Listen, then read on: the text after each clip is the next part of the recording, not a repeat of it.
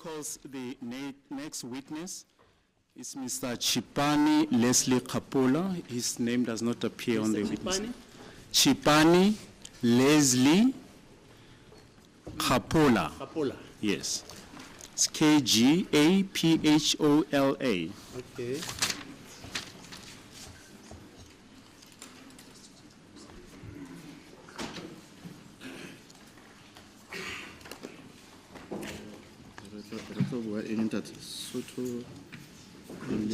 English is fine. Yes, the witnesses. Full names?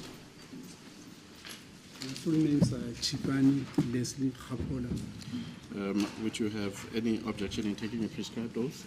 None of them. Do you swear that the evidence you're about to give will be the truth, the whole truth, nothing else but the truth? If so, raise up your right hand. Say, so help me God. So help me God. Oath taken, my Lord. Maybe seated, if you want to. The witness is going to testify in respect of accused number 3, and he's just recently had an operation, my Lord. Oh, that's yes. Okay. Mr. Kapola, do you own property in Malvern in Johannesburg? Yes, I do. 81 Persimmon Street, Malvern. 81? 81 Persimmon Street, Malvern. Uthi yebo ke yena ne biliti kona laphana 81 Persimmon Street Malvern. Persimmon Street. Can you just spell it maybe for the record? It's a fruit. It's a fruit. Yeah, P-E-R-S-I-M-M-O-N. Okay. And when did you acquire this property? In 1990. Jike leli biliti ngalithola ngo 1990. Do you live in this property? Not anymore. I stayed there from 1990 to 1993. Cha angisahlali khona laphana ngahlala khona ukusuka ngo 1990 ukufika ngo 1993. And after that period from 1993, how was that property used? After 1993, we used the property as a rental. Emva kwalowo nyaka ke 1993 sasebenzisa leso sakhiwo njengendawo nje yokuqashisa. Yes, can you just describe the property in terms of rooms? How does the property look like? The property has a main house which has 6 rooms, that is 5 rooms and a kitchen. And then there's 2 outside rooms. One of them was a garage before. Jike lesakhiwo lesike sinamagumbi awu6. Ngamanye amazwi ke kulamagumbi awu6 elilodwa lalamagumbi ikhishi. Kanti ke ngaphandle kukhona amagumbi awu2 room engaphandle. Kanti ke kulamagumbi awu2 enye yalamagumbi bekuyigarage phambilini. Is it correct that in mid-January 2015, a certain incident occurred regarding the rental of the property? Yes, indeed. In January 2015, I was called by a caretaker to say there's people who are interested in a room that was empty at that point. Kanti ke kukhona isigameko esenzeka ngo January 2015 kukhona lona ke onakekela isakhiwo khona lapha caretaker wangifonela ke okanye wangibiza mayelana ke nokuqashiswa ke kwegumbi lapho. Yes. And advised me that those people were around for me to meet. Wase ke uyangitshela ukuthi labo bantu sebekhona bafisa ukuthi bazohlangana nami.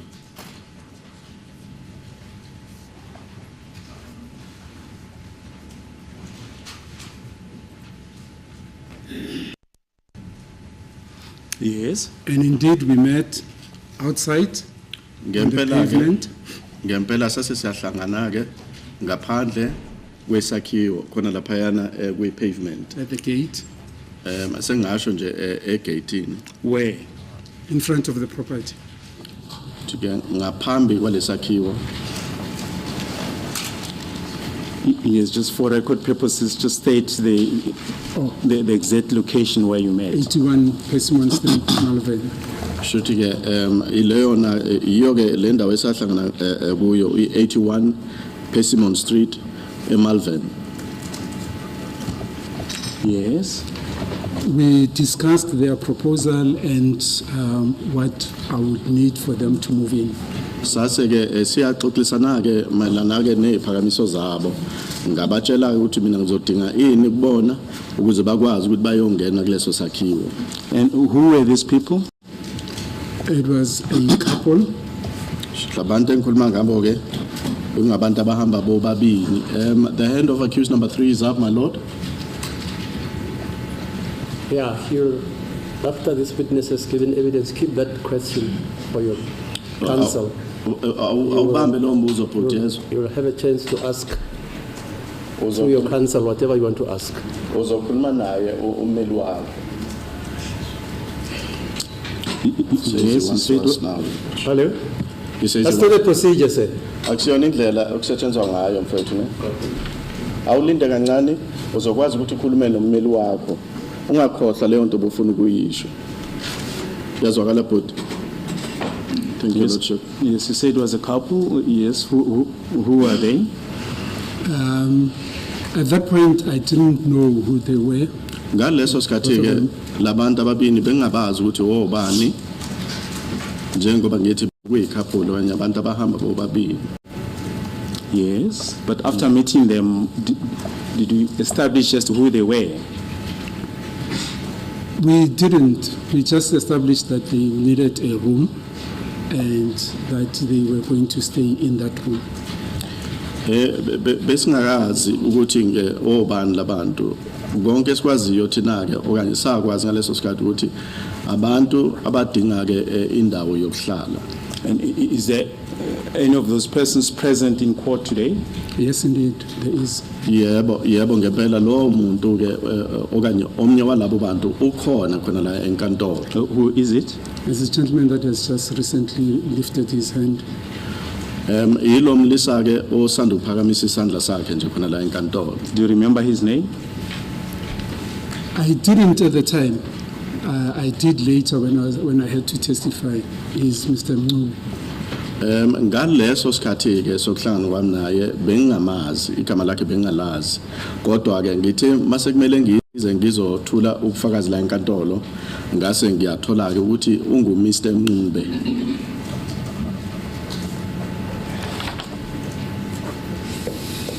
Yes, we'll come back to this point. Yes. Now, who was with him? It was a lady, an African lady. It was a couple. Kwakhona ke umuntu wesimame abehamba naye umuntu omnyama ngamanye amazwi. Yes. We agreed terms. I told them how much we needed. Savumelana ke ukuthi imigomo ithini ngabatshela ukuthi sizodinga malini ke baqashisela. Now, with whom did you negotiate? The man was the one who was speaking. The lady was quiet, but she was there. Nanoma ke lo wesimame bekhona khona lapha yana umuntu bengixoxisana naye okanye okuyena obekhuluma kwaba ilomlisa. Yes, just refer to him by his surname, just to avoid Oh, confusion. Mr. Mnu. Yes. Yebo uthi ngikhuluma ngaye ubaba uMncube. And what were the terms of the agreement? The terms were that there was indeed a room that was empty, Imigomo kwaba yona ke leyo. that was available. Isiqiniseko sokuthi igumbi lalikhona futhi ke lalikhona ukuthi lingasetshenziswa. But I did say to them that since it was the middle of the month, it didn't make sense to me that they should move in at that point. Ngasho ke kubo ukuthi ngoba ke sasemaphakathi nenyanga ngathi bona ke akwenza umqondo ukuthi bangavele bangene ngaleso sikhathi that they would move in at the beginning of February. nokuthi ke bazocela ukungena ngaphakathi okanye bathuthele ngaphakathi kulelo gumbi makucala ke uFebruary. Just a minute.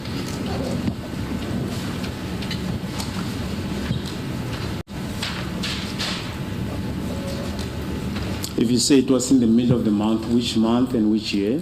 It was around the 15th or so of January. I'm not quite sure, but it was mid-month, Which year? 2015. Shuthi ke mangethi beku ngaphakathi nje besemaphakathini kwenyanga bengaba khona lapho nge-15 zika January 2015. Anginaso ke isiqiniseko kahle kodwa ngiyazi ukuthi bekusenje emaphakathini kwenyanga. This agreement that you're referring to, was it in writing? Was it verbal? It was verbal. It wasn't in writing at all. Kanti ke ukuvumelana kwethu ke kwaba ke ukuvumelana okomlomo azange sibhale lutho phansi. And can you remember what the amount of the rental was? If I recall, it was around 1,600 rands per month. Uma ke mangikhumbula kahle ke mangaphosisi imali befanele ukuthi azoyikhokhela yerent beku 1,600 rand ngenyanga. 1,600 rand ngenyanga. Yes, you may proceed. Then we parted ways at that point Sase siyahlukana ke ukusuka lapho because I believed we were in agreement that they were not going to move in at that point. kanti ke ngase sengikholelwa ukuthi sase sivumelene nokuthi ke ngeke baze bakwazi ukuthi bangene ngaleso sikhathi ngakulelo gumbi elalikho. And often we would speak to people and they wouldn't come back, so it was nothing unusual. Kanti ke sivamsileke ukuthi sikhulume nabantu kube nokuvumelana okuthizeke ukuthi mhlambe bazongena kodwa ke uthola ukuthi akukho nje okwenzakalayo into esijwayeleke leyo. You say you're in front of the property as you were discussing. Did you perhaps show them the room? I didn't show them the room. Ngoba besilapho khona lapha yana kuleso sakhiwo azange ke ngeke ngibabonise igumbi leli ngangikhuluma ngalo.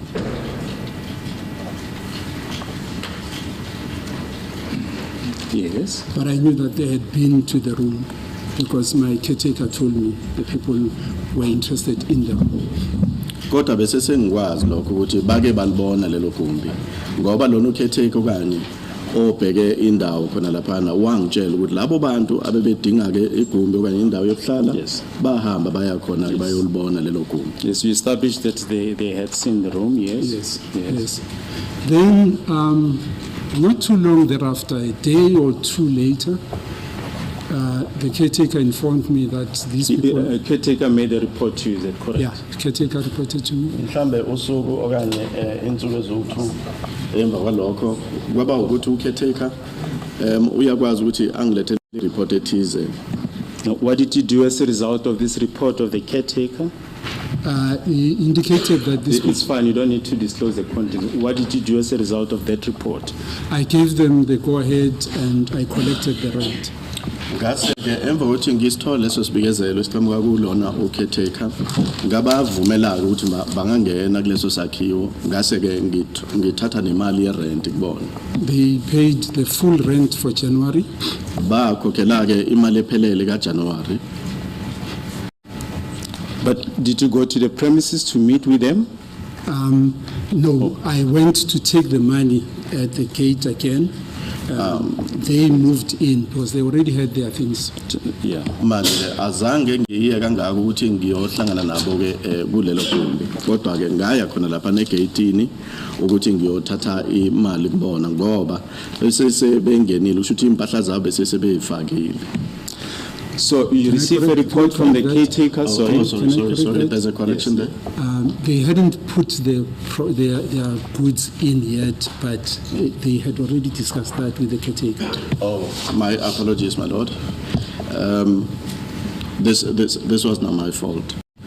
uthi ke bebengakaze ba ngaleso sikhathi bebengakafaki impahla zabo ngaphakathi kulelo gumbi kodwa ke amahlelo ebesenziwe phakathi kwabo nalona ke ukhetheka. Can I also add that our practice was that people would come into the room would be empty. The rooms were kept empty, and when somebody left, we would clean, and somebody else would move into a clean, empty room. Only black points and the paint on the wall remained. Manje ke indlela esivamise ukusebenza ngakhona ke ile ukuthi igumbi uma ngabe lingenamuntu ngaphakathi seli cleaniwe ke kanjalo ake sithi umuntu ke wangena ngaphakathi wasuyaphuma lelo gumbi liyo cleanwa amabonda ke ayawashwa okanye ayaenzwa ukuthi abe ahlengeke futhi izinto mhlambe ezisalayo yiwo ama plug points kanjalo. Yes. Just, for the sake of sequence, now after receiving this report from your caretaker, what did you do? I allowed them in. Yes, but you mentioned that the money was paid there in front of the property. Did you proceed to the property after receiving the report from the... I did. Yebo ngiyengaya khona laphana ke kuleso sakhiwo njengoba sengishilo ke ukuthi imali iyatholakala khona laphayana endaweni isakhiwo. Yes, what happened then on that occasion? The couple moved into the house. Yes. Into the room. Yes, but tell us about the payment. You say you met them in front of the gate. I received payment from the gentleman. Yes, just call him by the name. Remember to call him. Mr. Mncube, sorry. Yebo ngayithola ke imali ukuqhamuka kubaba uMncube phambilini bese ishilo ukuthi le couple okanye labantu abebehamba bobabini owomlisa noSimame ubaba uMncube ngamanye amazwi ke bese sebengena. Manje ke uthi ngayithola ke imali kubona. Yes, how much was it? 1,600 thereabout. Uthi khona lapho imali engayithola kubona kwaba 1,600 rand. And for which month was this rental? This rental was for January. Tike kwakuyimali yerent ka January.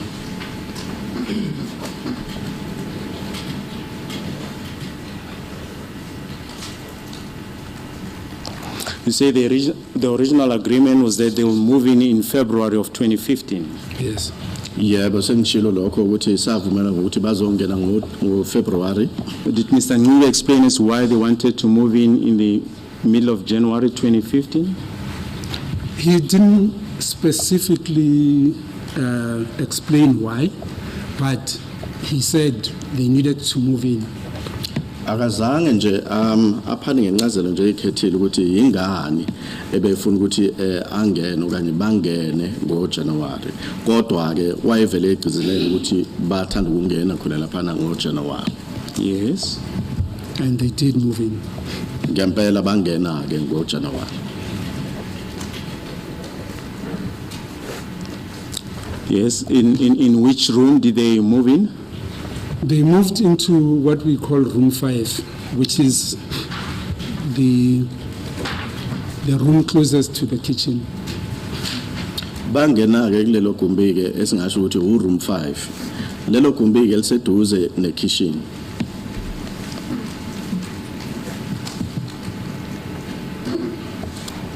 Did they move in on that day on which they made on which Mr. Ncube made payment for the rental, or was it on a subsequent day? Because I didn't see the truck or things, I knew that they were meaning to come in immediately. I think they moved in the next day. The next day? Yeah, I think so. Ngicabanga ukuthi bangena mhlambe ngosuku olulandelayo ngoba phela ke i-truck engasho mhlambe ukuthi yona i-truck ababeyisebenzisa ukuthi mhlambe bazama ukuyongena lapha azange ngiyibone manje ngasho ukuthi bangena ke ngosuku olulandelayo. Yes.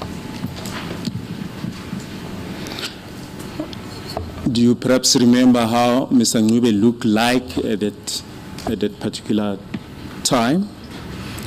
Yes, I do. The only thing I remember in detail was the fact that he had dreadlocks. Yebo ngiyakhumbula ke ukuthi ubaba uNcube ubebuke kanjani ngaleso sikhathi. Kakhulukazi ke into ezikhethile ngiyikhumbula kahle ukuthi ngaleso sikhathi ke ubaba uNcube ube nama dreadlocks. Yes, what makes you to remember this aspect in particular? I was concerned about noise. There were two things I was concerned about: noise. The second one was the fact. The second one wasn't so much a concern. It actually it made me happy. Was that they were a couple, because the other people in the rooms were couples, and they didn't take kindly to a single male or a single female renting a room in the house. Kanti ke kukhona nje izinto ezo2 ezazimqoka kakhulu okanye ke ebengisuke ngikhathezeke ngazo. Okokuqala ukuthi ke umsindo, ngamanye amazwi uma umuntu ezongena kubhekwa leyo nto le umsindo. Kanti okwesibini nokuthi abantu abebekhona khona lapha yana baqashe lawo magumbi bekungabantu abahamba ke kungamakhapuli. Manje ngangijabuleleke leyo nto yokuthi laba babini nabo bayeza beza bebabini, akusiyena umuntu oyedwa ozofuna ke ilokho njalo indawo yokuhlala khona lapha yana. Ngaba umlisa ohamba yedwa okanye umuntu wesimame ohamba yedwa, kodwa ke lokho kwangijabulisa ukubona ukuthi laba bahamba bo2. Can you perhaps expand? If you say you were concerned about the noise, what do you mean? Yeah, with no offense to Rastafarians, I thought maybe he was going to be making noise with guitar or something, but no offense meant. Hayi gabi ngoba nje ngangicabanga ukuthi mhlambe uyirasta mhlambe bazokwenza ke mhlambe badlale umculo wabo adlale igitara into enjalo, kodwa ke angiqondile nje ukubi nje ngamarasta. Yilo yonto eyayenza ukuthi ngibe nokukhathazeka nje ngomsindo. Yes, what happened after they had moved in? They moved in, and that month went smoothly, and at the end of the month, like everybody else who was in the house, they paid their rent for February. Bangena ke leyo nyanga ke yahamba kahle njenga wonke umuntu obeqashile khona lapha yana. Akuphela inyanga base ke bayakwazi ukubhadala njenga wonke umuntu.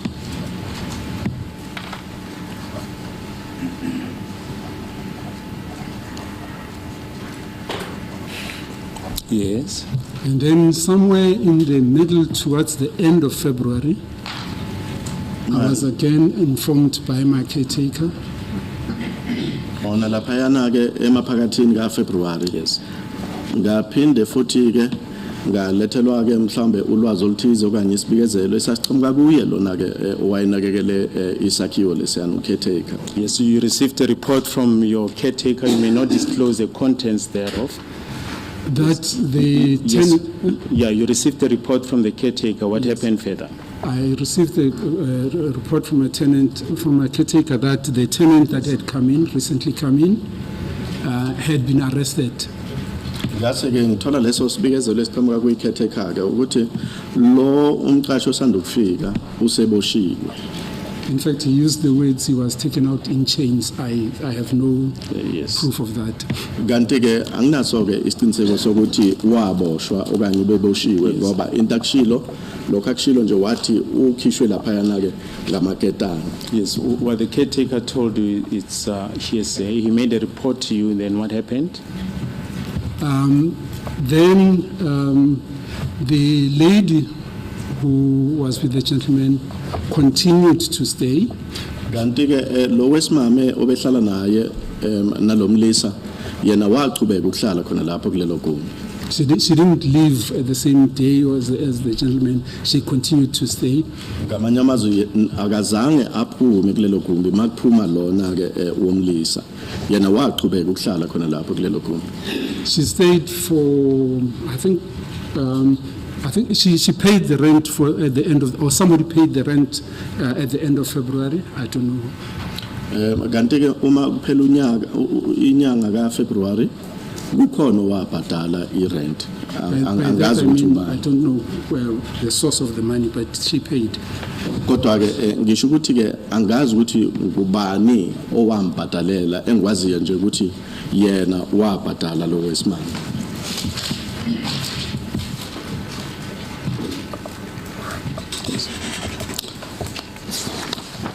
You mentioned earlier on that you had to testify in a matter. Which matter was that? Without going into details. Okay. At some point, police came to my property Kukhona isikhathi lapho ke amaphoyisa afika khona laphana kwisakhiwo sami and asked me to give evidence. bangicela ke ukuthi mangizothula ke ubufakazi. Yeah, which case was it? It was the Alexander case. Kanti ke lecala ke lalibayelana ke okanye leso sicelo sasimayelana necala lase Alexandra. Thank you, my lord. That is all. Yes, sir. Mr. Number, before you call, Mr. Nobe, you can consult with your counsel now.